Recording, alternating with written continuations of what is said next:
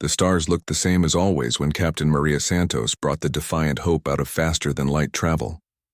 Her crew had been exploring this sector for 3 months now, mapping dead systems and cataloging rocks that nobody cared about.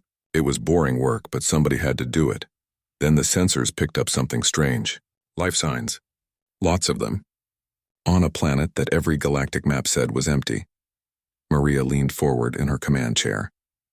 Are we sure about those readings? Her science officer, a young man named David Chen, checked his screens 3 times. Captain, I'm reading approximately 2 million life forms.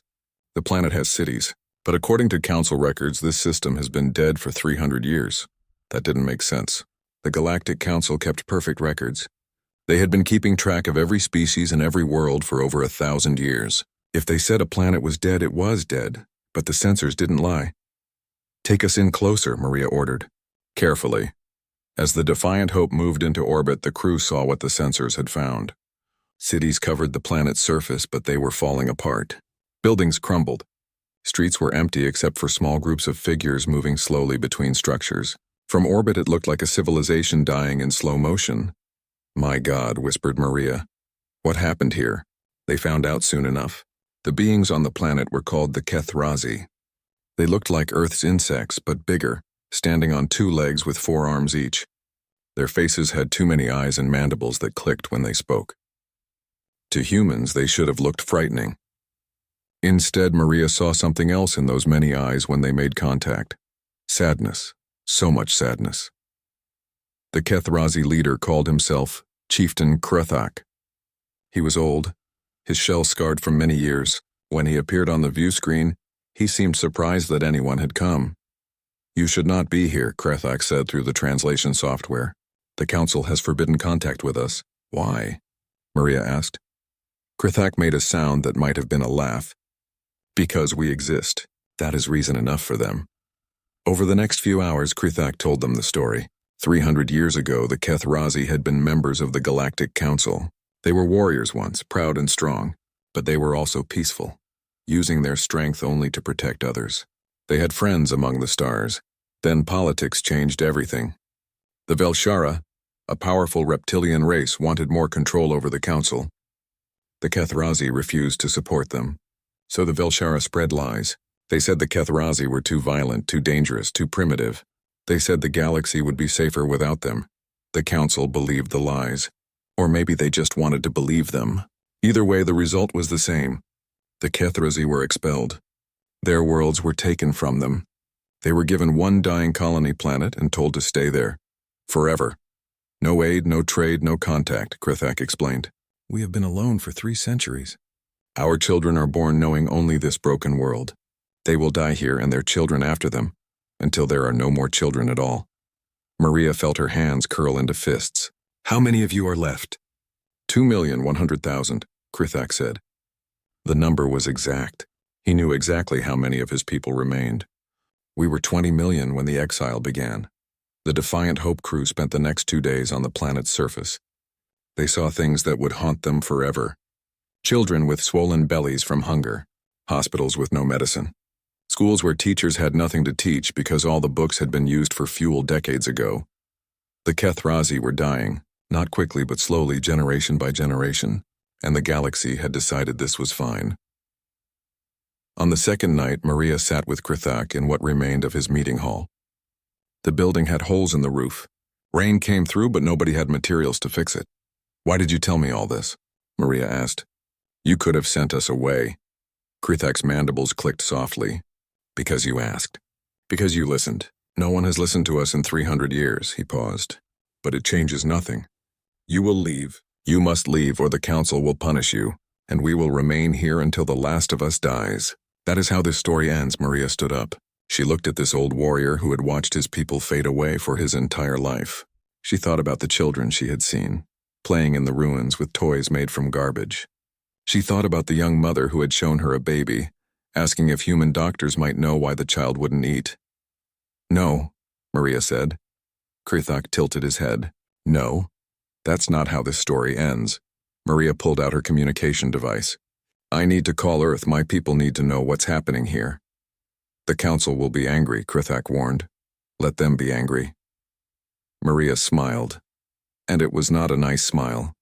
It was the smile of someone who had decided that some things were worth fighting for. They forgot about you. My people won't, I promise you that. 3 days later, Maria stood on the bridge of her ship and sent a message back to Earth. It was simple and direct, the way all important messages should be. We found them. They're dying. No one is helping them. What are we going to do about it? The answer came back faster than she expected. Just 2 words, but they were the right 2 words. Everything. Stand by. Earth's government chambers had never been so loud. Every representative was shouting at once. Some wanted to help the Kethrazi immediately. Others worried about what the Galactic Council would do. A few said it wasn't Earth's problem. Ambassador Li Chen listened to all of them. Then she stood up and waited for silence. 300 years, she said quietly. For 300 years, the galaxy watched an entire species die slowly. They called it justice. They called it necessary. They called it many things, but never what it really was. Murder. A Velshara diplomat in the observer section stood up, his scales flashing with anger. The humans do not understand galactic law. The Kethrazi were dangerous. The council made the correct decision. Were they? Chen asked. Or was it just easier to believe they were? The debate went on for hours, but in the end Earth's decision was clear. They would help. The council could complain all they wanted. The operation was called Outstretched Hand. Within a week, ships started arriving at Ashkendor, the Kethrazi world. Not warships, but cargo vessels full of food, medicine, building materials, and tools. Human doctors came to treat the sick. Engineers came to fix the crumbling cities. Teachers came to reopen the schools. The Kethrazi didn't know what to do with kindness at first. They kept waiting for the humans to ask for something in return. But the humans just kept working. Maria stayed on Ashkendor to coordinate everything. She watched as human volunteers sat with Kethrazi families, sharing meals even though neither species could eat the other's food. She saw children from both worlds playing together, teaching each other games. She saw old Krathak smile for the first time, watching his people laugh again. But the Galactic Council was not smiling. Messages came every day. Warnings, threats, demands that Earth stop breaking the quarantine. The Council called emergency sessions. They passed resolutions. They sent formal complaints. Earth ignored all of them. Finally, the Council issued an ultimatum. Ambassador Chen received it personally. She read it aloud to Earth's leadership. Humanity has 30 days to cease all contact with the Kethrazi. If they refuse, the Council will enforce the quarantine by military action. Any human vessels remaining in Kethrazi space after the deadline will be seized or destroyed. Humanity's membership in the Galactic Council will be suspended. Someone in the back of the room laughed. It was Admiral James Okonkwo, commander of Earth's fleet. They think we'll blink, he said. They think we'll abandon those people to save ourselves. Will we? Asked another representative nervously. The Council has thousands of ships. We have barely 100. Chen looked at the ultimatum again. Then she tore it in half. Send a message to the Council.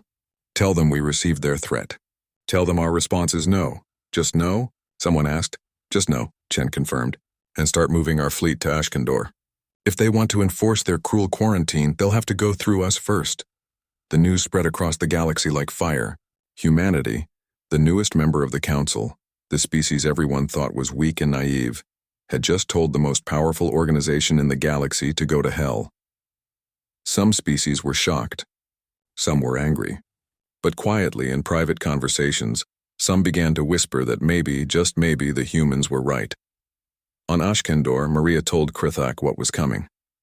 The old chieftain's mandibles clicked in distress. You should leave, he said. Save yourselves. We have survived 300 years. We can survive more. No, Maria said firmly. You've survived alone long enough. Now you have friends. Friends don't leave. Krathak made a sound that the translator struggled with. It took Maria a moment to realize he was crying. Why, he asked. Why would you risk everything for us? Maria thought about that. She could give him a complex answer about morality and justice, but the truth was simpler. Because it's the right thing to do, she said. Because someone should have stood with you 300 years ago. Because every child deserves to grow up safe and fed and loved. Because you're people and people matter. Pick whichever reason you like. They're all true. The deadline approached. Earth's fleet arrived. 120 ships against the galaxy's thousands. They took position in orbit around Ashkendor. Admiral Okonkwo sent a message to every ship. "We are not here to start a war," he said. "We are here to prevent one. We are here so that anyone who wants to hurt our friends has to go through us first. We are here because this is what humans do. We stand with those who have no one else to stand with them." On the surface, the Kethrazi watched human ships position themselves between their world and the stars.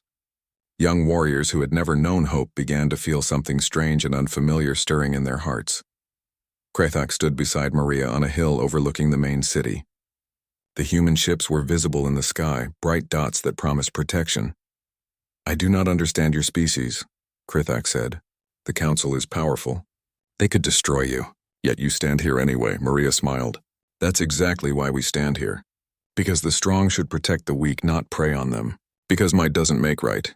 Because if we back down now, what would that say about who we are?" "It would say you are wise enough to survive," Krithak suggested. "It would say we're cowards," Maria corrected.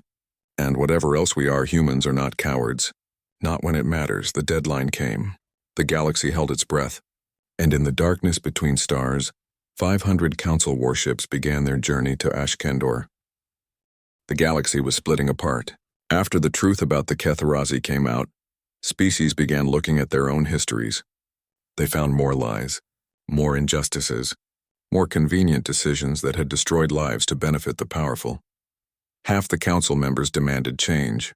They wanted accountability, transparency, reform.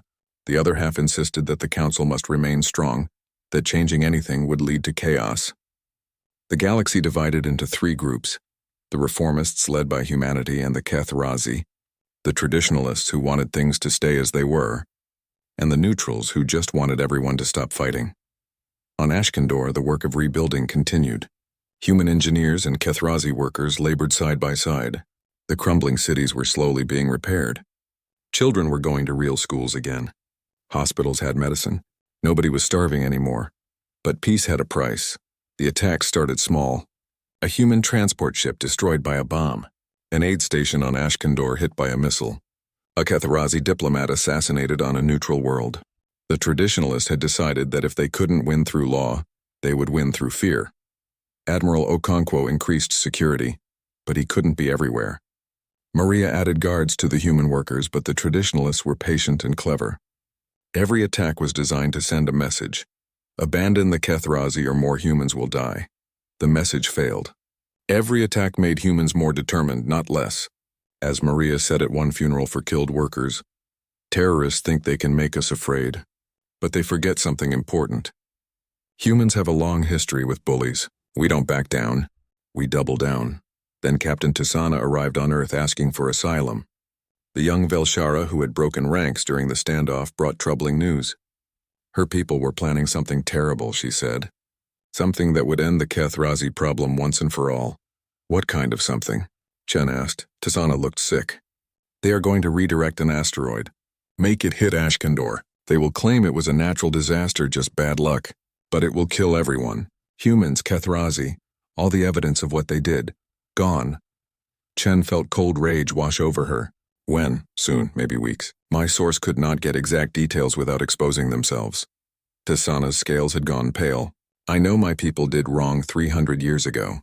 But this is evil. I cannot let it happen." Earth's government mobilized immediately.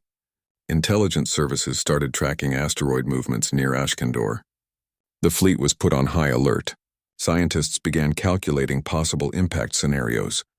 On Ashkendor, Maria told Krithak what was coming. The old chieftain took the news calmly, which somehow made it worse. "Of course," he said. "We should have known. The galaxy cannot allow us to be saved. It would make them confront too many uncomfortable truths. Easier to destroy us and blame the universe." "We won't let that happen," Maria promised. Krithak clicked his mandibles sadly. "You have already done so much. Perhaps it is time to accept that some stories do not have happy endings." "No," Maria said firmly. "I've lost friends to terrorists who think they can scare us into abandoning you.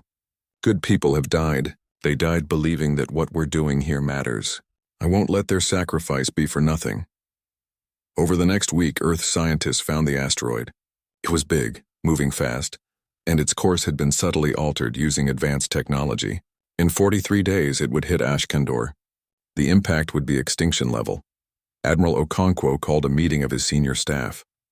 We need to intercept that rock and push it off course. But our intelligence says the traditionalists have warships positioned to stop us from doing exactly that. So we fight, said one captain. We fight, Okonkwo agreed. But not just us. We need allies. The call went out across the galaxy. Humanity needed help. The reformist species responded. Ships from a dozen worlds began moving toward Ashkandor, but they were still outnumbered. The traditionalists had more ships and they were desperate. Then Kruthak asked to speak to Maria privately. The old chieftain took her deep into the mountains to caves that the humans had never explored. Inside, Maria found something impossible. Ships. Dozens of them. Hidden in massive underground hangars. We were shipwrights once, Kruthak explained. Before the exile, the Ketherazi built some of the finest vessels in the galaxy. When they took everything from us, we hid these. We have been rebuilding them in secret for 300 years. Waiting. Waiting for what? Maria asked. For someone to stand with us. For hope to return. For a reason to fight again. Kruthak gestured at the ships. They are old designs, but we have incorporated new technology over the years. Human technology in recent months. They are ready. Maria looked at the hidden fleet. How many Ketherazi know how to fly them? All of us, Kruthak said simply. Every Ketherazi learns. It is our heritage. We never forgot who we were, even when the galaxy tried to make us forget. The Ketherazi fleet emerged from the mountains like ghosts from the past. 40 ships, ancient in design but deadly. They joined the human and reformist forces in orbit. The traditionalists were shocked. The Ketherazi were supposed to be helpless, broken. But here they were, warriors once again. Admiral Sakrath, now working with the traditionalist faction, sent a final warning. Turn back. You are outnumbered. You will all die for nothing. Okonkwo's response was simple. We will die standing then. Because some things are worth dying for. Like justice. Like friendship. Like proving that bullies don't always win. Kruthak added his own message. For 300 years we waited in the dark. We remembered who we were. We remembered what it means to stand together. To protect those who cannot protect themselves. The humans reminded us that we are still warriors. Not warriors who fight for conquest, but warriors who fight for what is right. Today we fight for our home. We fight for our friends. We fight because we refuse to die quietly in the dark anymore. Young Shikara, commanding one of the Ketherazi ships, added simply, for everyone who stood with us when no one else would. The fleet moved out to intercept the asteroid. Behind them on Ashkandor, millions watched and prayed. Children too young to remember the bad times asked their parents why everyone looked so worried. Parents struggled to explain that sometimes, even when you've been rescued, you still have to fight for your right to live. In space, the two fleets rushed toward each other. The battle for Ashkandor was about to begin. The battle started badly. The traditionalist fleet was larger and better equipped. They formed a wall between the Allied forces and the asteroid, determined to let nothing through. The first exchange of fire lit up space like deadly fireworks. Admiral Okonkwo coordinated the human ships while Kruthak led the Ketherazi fleet. They had practiced together for weeks, learning each other's tactics, building trust. Now that trust would be tested. Split formation. Okonkwo ordered. Make them divide their attention. We just need to get a few ships through to the asteroid. The human ships broke into smaller groups, each one drawing enemy fire. The traditionalists took the bait, sending squadrons to chase them down. That was when the Ketherazi struck. Shikara led her squadron in a maneuver that nobody had seen in 300 years. The Ketherazi ships moved in perfect coordination, weaving through enemy fire like dancers. Their old ships were slower than modern vessels, but the Ketherazi pilots flew them with skill, born of generations of practice. For the forgotten, Shikara shouted as her weapons tore into an enemy cruiser. The battle turned into chaos. Ships dodged and fired in all directions. Reformist species fought alongside humans and Ketherazi. Even some traditionalist ships began to hesitate, their crews questioning whether they were really on the right side. Captain Maria Santos commanded the Defiant Hope. Now equipped with better weapons than her original exploration vessel had carried, she led a strike team toward the asteroid, dodging enemy fire. Almost there, her pilot said. Just a few more kilometers. That was when the enemy flagship, commanded by Admiral Sakrath himself, moved to intercept. The massive vessel opened fire with everything it had. Maria made a split-second decision. Get between them and the asteroid team. All power to forward shields, Captain. That will leave us vulnerable, her weapons officer protested. Do it, Maria ordered. The Defiant Hope took the hits meant for the smaller ships carrying the equipment to divert the asteroid. Her shields flared and failed. Hull breaches appeared. Alarm screamed. Captain, we need to fall back, someone yelled. Not yet, Maria said calmly. She watched her screens as the asteroid team reached their target and began setting up the diverting equipment. Not until they're finished. Another hit struck the Defiant Hope. The bridge filled with smoke. Maria felt something warm running down her face. Blood, probably. She didn't have time to worry about it. Equipment is in place, the asteroid team reported. Activating now. The asteroid's course began to change. Slowly at first, then faster. It would miss Ashkandor now. The planet was saved. Good, Maria said. Then another explosion rocked her ship. The main power failed. Emergency lighting flickered on. Krithak's voice came over the radio. Maria, get out of there. Your ship is dying. I know, Maria said. She could feel it. The Defiant Hope was falling apart around her. Evacuate the crew. Get them to safety. What about you? Krithak demanded. Maria smiled even though he couldn't see it. Someone has to keep Skrath busy while everyone else gets clear. Might as well be me. She turned to her crew. Everyone to the escape pods. That's an order. They hesitated, but only for a moment. They knew their captain. When Maria Santos gave that kind of order in that tone of voice, you obeyed. The crew evacuated while Maria piloted the dying ship alone.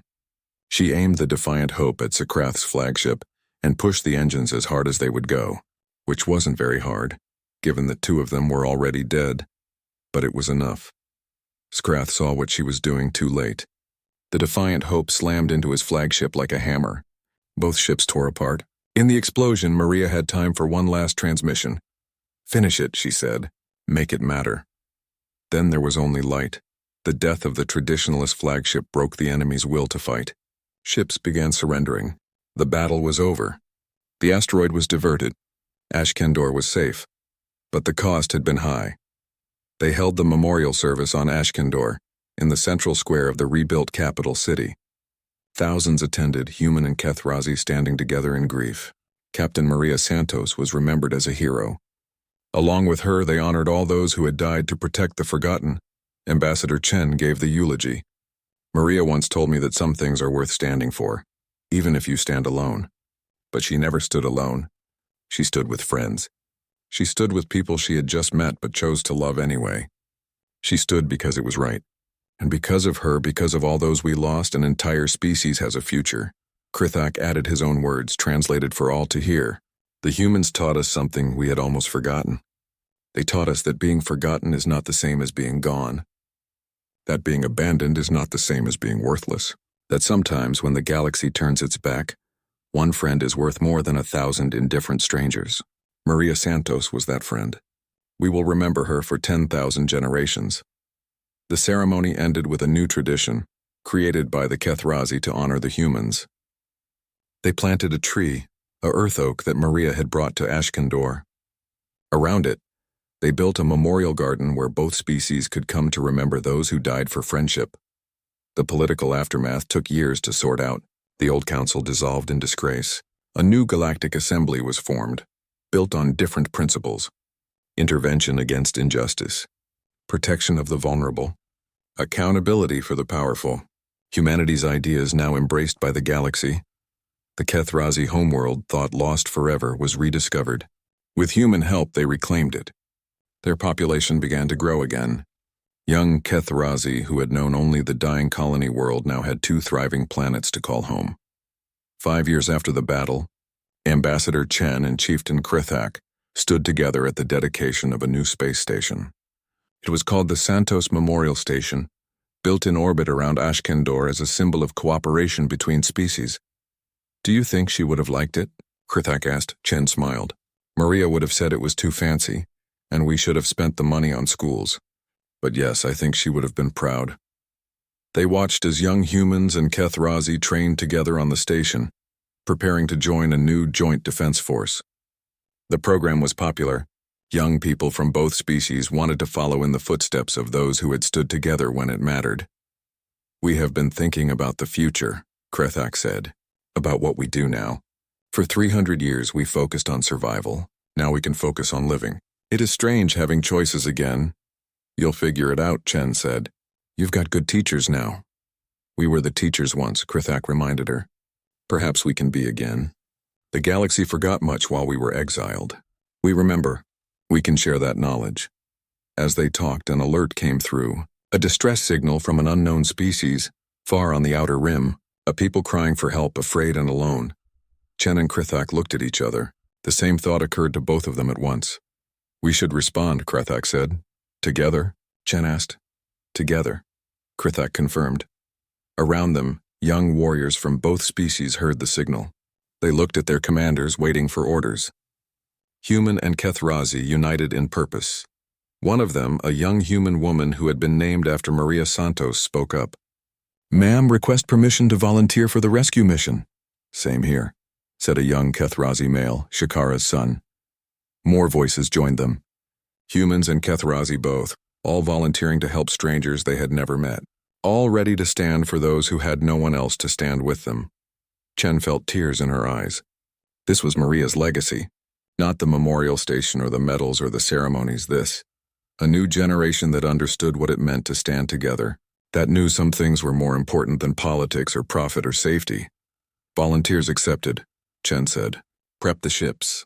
We leave at dawn. Krithak clicked his mandibles, and what humans had learned was approval. The galaxy forgot what it means to help those in need. Together we will remind them. As the sun rose over Ashkandor, casting light on cities full of life and laughter, ships prepared to launch. Human and Kethrazi crews worked side by side, getting ready to answer a distress call from the darkness.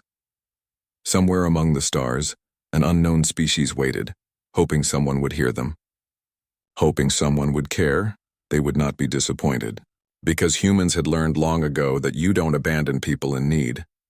And the Kethrazi had learned that after 300 years in the dark, even the smallest light can guide you home. Together, they would be that light for others. Just as Maria Santos had been a light for them, the forgotten were forgotten no more, and the galaxy would never be the same. The Council fleet arrived like a storm. 500 ships representing dozens of species, all united in their determination to enforce the quarantine. They outnumbered the human fleet 4-1. On paper, it should have been an easy victory, but Admiral Okonkwo had no intention of making it easy. His fleet spread out in a defensive shell around Ashkandor. Every ship had its shields up and weapons ready, but not targeting the Council fleet. Instead, they just sat there waiting. The Council fleet commander, a Velshara admiral named Sakrath, sent a message.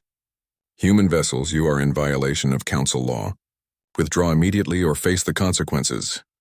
Okonkwo's response was broadcast on every frequency so that everyone in the galaxy could hear.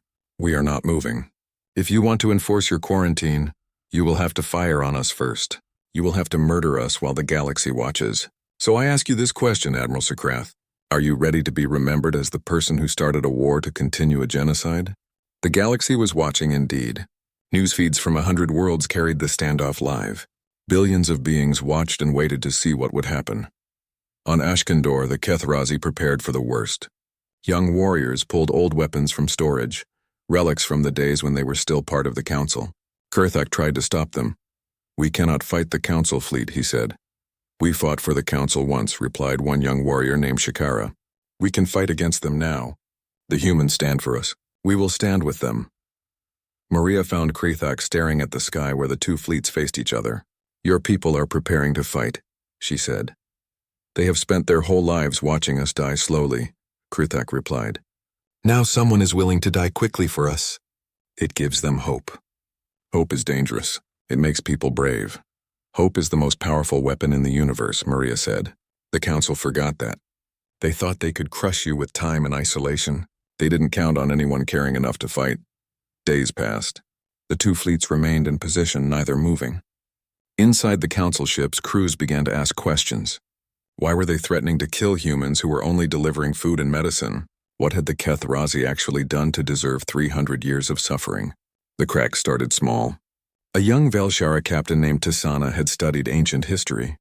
She knew the true story of the Kethrazi exile, the lies that had been told, the political games that had been played. She also knew that her own ancestors had valued honor above all else. This was not honor. Tisana made a decision that would change everything. She moved her ship out of formation and broadcast a message. I am Captain Tisana of the vessel Bright Scales. I cannot obey these orders. The humans are correct. What we are doing here is wrong.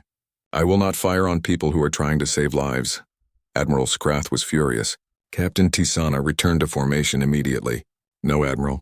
I respectfully refuse. Other ships began to waver. A few more broke formation. Then a few more. The cracks were spreading.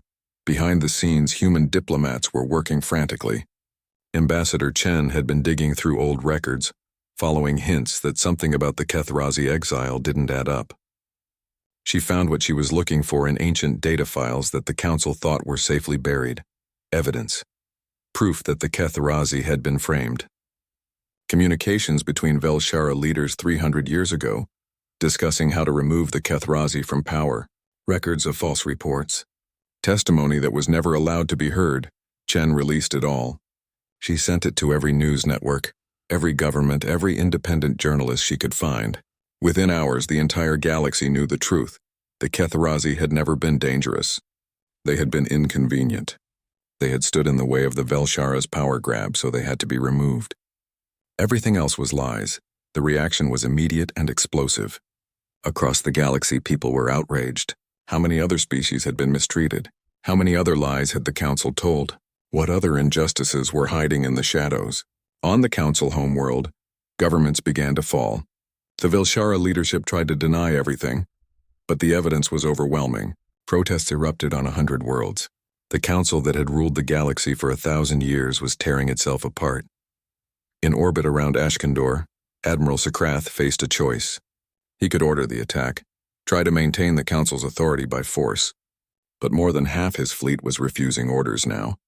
If he gave the command to fire, his own people might turn on him, and the humans were still waiting, shields up, daring him to make the first move. Skrath was not a stupid man. He saw which way the wind was blowing. All ships, he finally ordered. Stand down. Return to base. The Council fleet withdrew without firing a single shot. On Ashkandor, the Kethrazi and humans watched them go. For a long moment, nobody moved. Then someone started cheering. Soon everyone was cheering. Humans and Kethrazi together, celebrating a victory that should have been impossible. Krithak found Maria in the crowd. The old chieftain touched her shoulder gently with one of his 4 hands. You did not just save us, he said.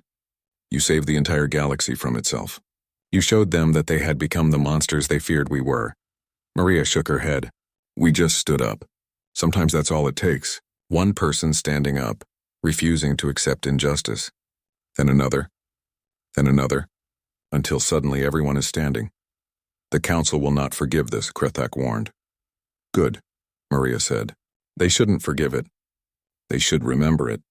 They should remember the day the newest species in the galaxy taught them what honor really means. But Maria was wrong about one thing.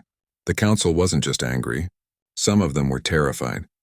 Because humans had proven that the Council could be defied. They had shown that the galaxy's power structure could be challenged.